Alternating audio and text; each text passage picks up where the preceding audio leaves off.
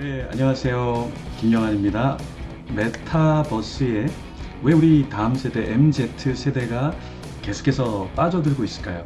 네, 홍성용이라는 저자가 메타버스 3.0이라는 책을 썼죠.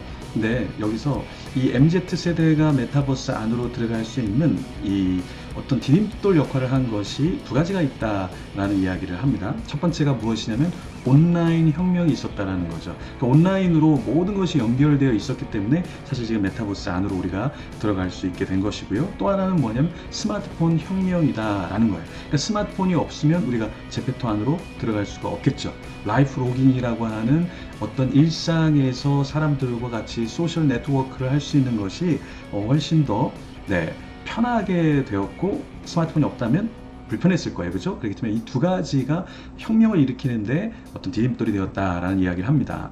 그럼 우리가 메타버스 하면은 네 가지 영역을 이야기를 하잖아요.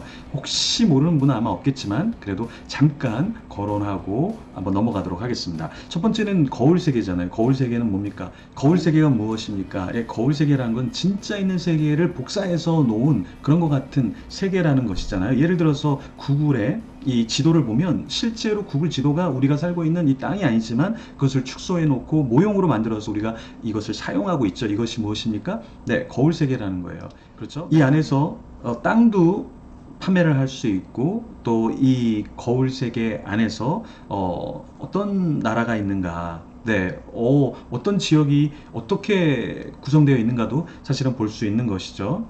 라이프 로깅이라는 것은 무엇입니까? 사람들이 삶을 살면서 서로 연결되는 것을 말하는 거잖아요. 라이프 로깅에는 사람들 많은 것들이 있습니다. 여러분 몇 가지 정도를 하고 있나요? 아마 이걸 다 하고 있는 우리 MZ 세대도 분명히 있을 겁니다. 자, 세 번째는 증강현실인데, 증강현실이라는 건 현실은 현실인데 조금 더 기계를 통해서 증강된 현실을 우리가 경험한다는 거죠. 예를 들어서 이렇게 고글을 쓰면서 실제로 현장이 아니지만 어떤 이 메타버스 안에서 의학적으로 수술을 하는 것을 보여주면서 현장에 없지만 현장에 있는 것처럼 느낄 수 있고 배울 수 있는 그런 세상, 이것이 증강현실을 통해서 고글을 쓰고 어떤 장비를 통해서 현실은 현실인데 증강된 현실 안으로 들어가는 것을 말하는 거죠. 네 번째, 가상세계인데요. 이 가상세계라는 것은 우리가 메타버스 안에 들어가서 어떤 프로그램을 하는 걸 말하는 거죠. 로블록스 안에서 또 제페토 안에서 활동하는 것, 그 세계. 진짜 세계는 아니지만 세계. 근데 그것이 어떤 세계다? 가상세계다라는 것이죠.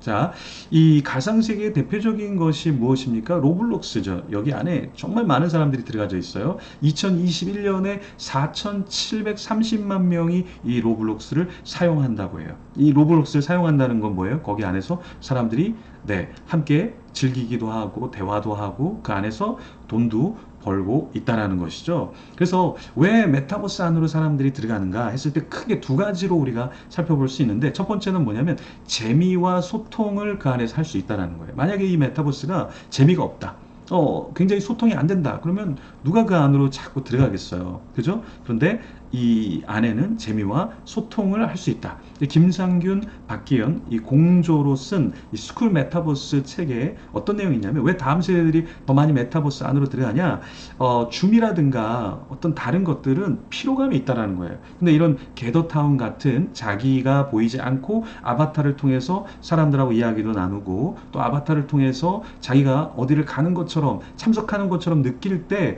훨씬 더 재미도 있고 피로감이 덜하다라는 거죠. 자, 두 번째, 가상세계 안으로 들어가는 이유는 뭐냐면 사실은 가상경제, 돈 때문이다라는 거예요. 사실 제페토 같은 경우도 보면 2018년 8월에 나왔잖아요. 근데 지금 2020년 3월에 몇 명이 사용하고 있습니까? 3억 명. 정말 많은 사람들이 사용하고 있죠. 그러면 사람들이 많이 들어와서 사용한다는 건 거기서 팔 수 있는 것도 있고, 거기서 내가 경제적인 어떠한 판매와 이득을 반드시 취할 수 있다라는 거죠. 그래서 제페토 안에 렌지라고 하는 우리 젊은이는 월 얼마를 벌어요? 1,500만 원을 벌고 있다라는 거예요. 여러분, 젊은이가 이 메타버스 공간에서 자기가 뭔가를 만들어내서 판매하고 얼마를 만든다? 1,500만 원이라는 돈을 매달 벌 수 있다라는 거는 사실 재미를 뛰어넘어서 이 경제적으로도 굉장히 이득이 있는 거잖아요. 그래서 다음 세대들이 더 많이 여기 안에 뛰어들고 있다라는 것입니다. 19세의 인스타 팔로우 310만 명을 가진 사람, 누굴까요? 광고 하나당 1,000만 원씩 받아요. 광고 하나 해주는데. 오, 괜찮죠? 2020년에 번 1년의 소득이 130억이에요. 근데 이것은 사람이 아니라 사실은 이 메타버스 안에서 인위적으로 만들어진 릴 미켈라는 인물이에요. 왜 그러면 이러한 사람을 가상으로 만들어서 이렇게 광고를 할까요? 그러면 왜냐하면 광고를 하다가 어떤 연예인이 이미지에 타격을 입거나 어떤 스캔들에서 안 좋게 비춰지거나 어떤 술을 마시고 뭐 음주운전을 하거나 그러면 어떻게 됩니까? 그 사람은 했던 모든 계약을 다 파기시켜야 되고 그 회사의 제품도 별로 안 좋은 이미지가 될 수 있죠. 그런데 이런 가상 인물을 만들어서 또 기업은 돈을 더 많이 만들어낼 수 있고 안정적으로 광고도 할 수 있다라는 거예요. 그래서 기업도 그 안에 들어가고 또 사람도 메타버스 안에 들어가는 이유는 두 가지다. 돈이 되기 때문에 또 하나는 뭐냐? 재미도 있기 때문에. 그래서 여러분들 우리 다음 세대나 젊은이나 또 우리도 마찬가지로 이 온라인 공간에 계속 있다라는 것은 어떤 면에서 좋은 면도 있지만 조심해야 될 부분도 반드시 있다. 왜냐하면 재미만 추구하다가 살다 보면 그 끝이 어떨까요? 네. 그리고 소통하는데 잘 모르는 사람들하고 자꾸만 소통하고 내가 아는 사람하고는 소통이 자꾸 단절된다. 그럼 그 끝이 어떻게 될까요? 돈을 벌기 위해서 계속 이것을 하다 보면 오히려 나중에는 돈이 목적이 될 수 있겠죠. 그러면 그 인생이 행복할 수도 있지만 그렇지 않을 수도 있겠죠. 그래서 메타버스 안으로 왜 다음 세대들이 계속해서 들어가는가 두 가지 이유를 살펴봤습니다. 네, 다음에 또 뵙겠습니다.